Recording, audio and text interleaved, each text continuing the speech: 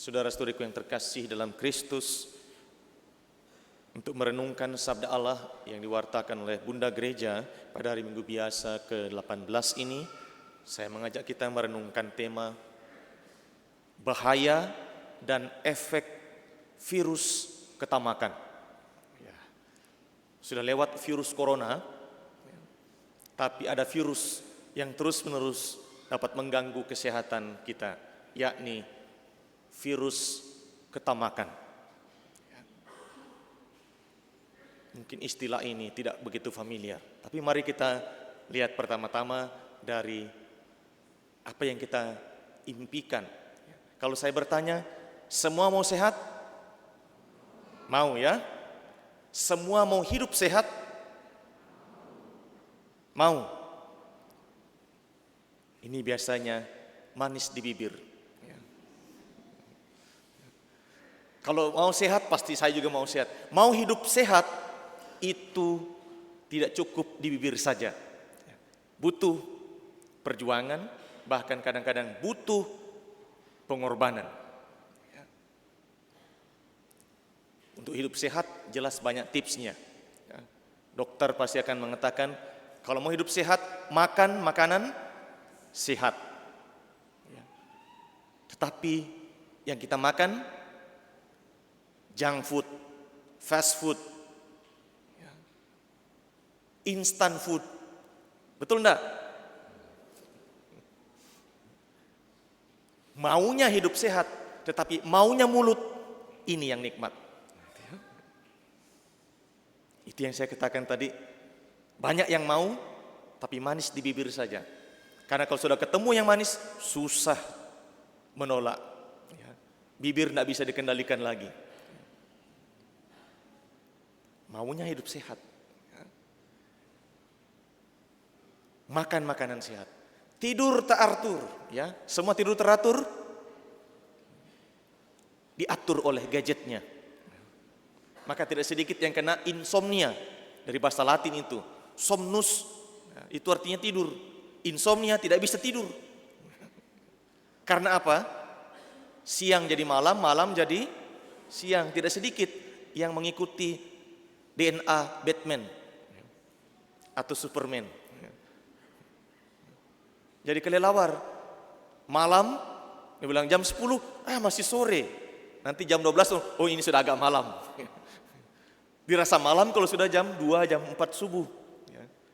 Nah, ini yang saya katakan, ada mungkin sedikit genetik DNA Kalong dan teman-temannya. Dibalik, maka banyak penyakit aneh-aneh muncul. Termasuk sekarang anak-anak saja, jangankan orang dewasa, anak-anak sudah mulai kena gangguan kejiwaan akibat gadget. Dan saya masih ingat ketika saya masih frater di Jogja, ada satu anak yang akhirnya menjadi hiperaktif dan tidak diketahui oleh orang tuanya apa penyebabnya, sampai diperiksakan ke Singapura baru ketahuan. Itu efek dari games yang dalam hitungan detik berpindah posisi dan dia begini-begini terus. Begitu pelan-pelan diturunkan, dihentikan, normal kembali. Tapi kosnya besar. Jadi kemajuan itu bisa jadi kemunduran kalau tidak tepat, tidak sehat menggunakannya. Itu untuk hidup sehat. Tidur teratur, olahraga teratur. Coba berapa kali olahraga seminggu? Sudah beli sepeda tapi dipajang. Beli sepatu tinggal di raknya. Niatnya saja baik sekali, ya. Tapi tidak bergerak kakinya, ya. Yang bergerak mulutnya.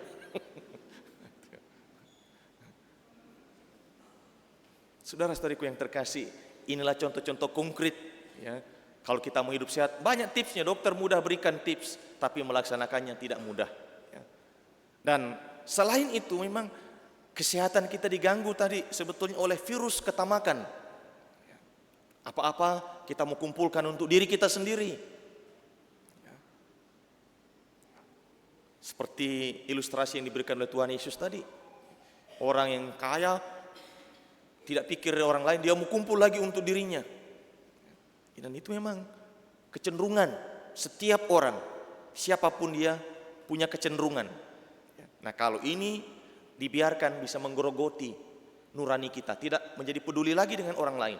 Yang penting saya. Jadi egosentrisme kuat. Dan mulai dengan yang paling praktis, selfie. Meskipun selfie-nya bersama selfie.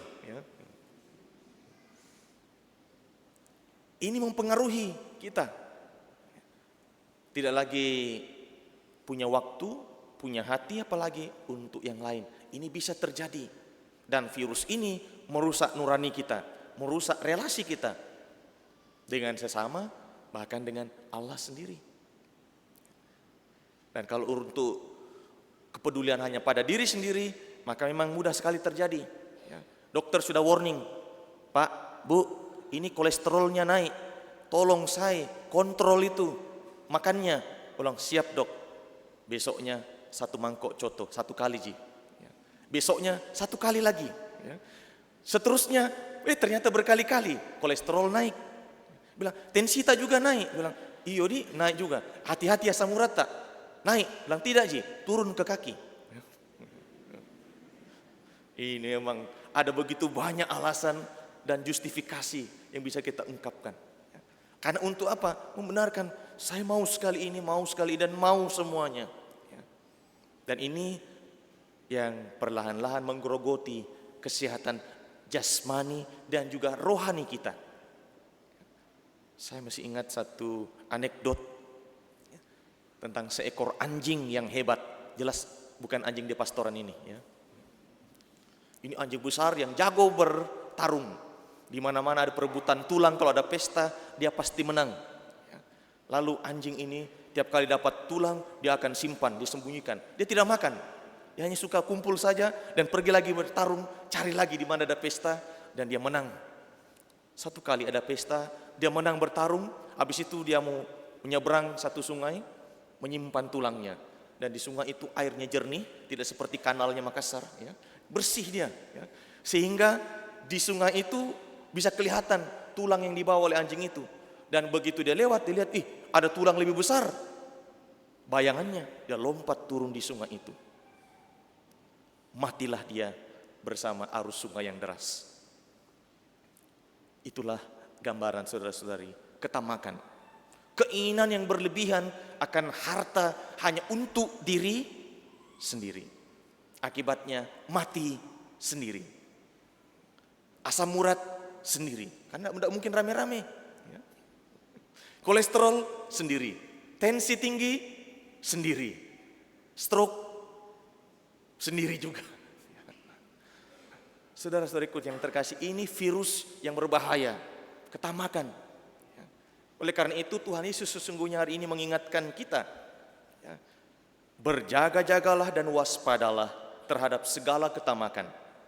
Sebab walaupun seorang berlimpah-limpah hartanya, hidupnya tidaklah tergantung dari kekayaannya itu. Tuhan tidak larang kita kaya. Justru makin kaya, makin bagus. Karena bisa berbagi, bisa menolong lebih banyak yang susah. Ada banyak yang susah. Tidak usah jauh-jauh. Mungkin tetangga kita, di sebelah rumah kita, kolega kita, teman kita, sedang krisis sekarang. Ada yang bisa makan berkali-kali sehari, yang lain 1 kali saja belum tentu. Yang lain makannya overnutrisi, yang satu kekurangan gizi. Makanya ada makan bergizi gratis. Inilah tantangan kita. Kalau kita diberkati, ingat untuk berbagi. Inilah antidot dari virus ketamakan. Kalau kita punya hati yang terbuka dan tulus mau berbagi, peduli dengan sesama, maka kita akan bahagia. Kita akan sehat, lahir batin, jasmani dan rohani.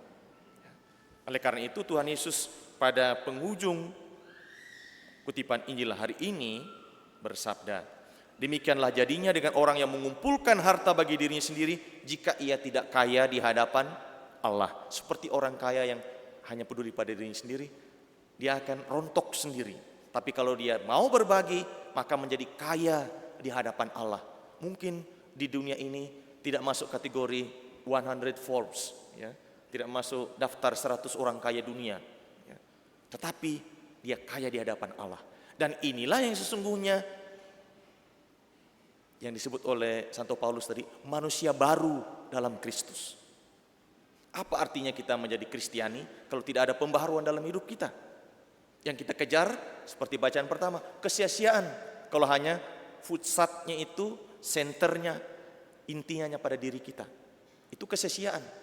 Tapi kalau kita menerima rahmat, berlimpah, terberkati, makmur, bahkan menjadi kaya raya, lalu kita punya hati, kita bisa berbagi, dan begitu banyak yang bisa kita angkat martabatnya, angkat kesejahteraannya, angkat pendidikannya, angkat ekonominya, sehingga mereka pun boleh menikmati kasih Allah.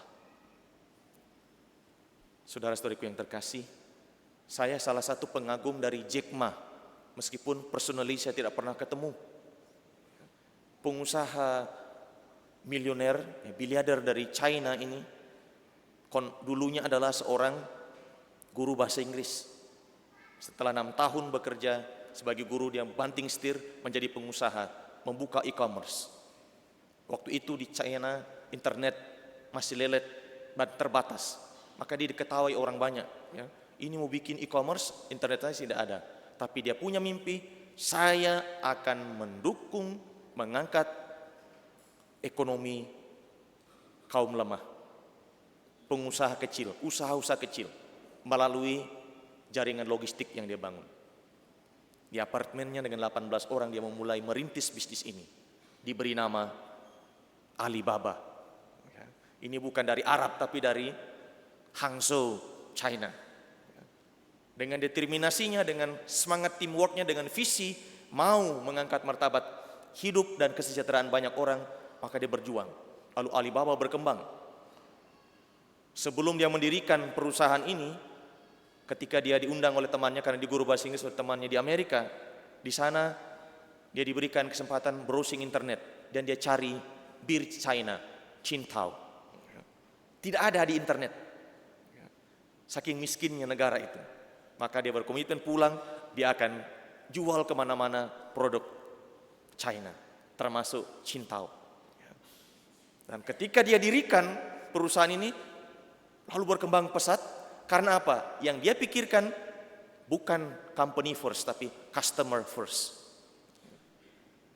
Pelayan yang diberikan pelayanan itu adalah untuk pelanggannya. Kesejahteraan pelanggan dan koleganya, terakhir baru perusahaan.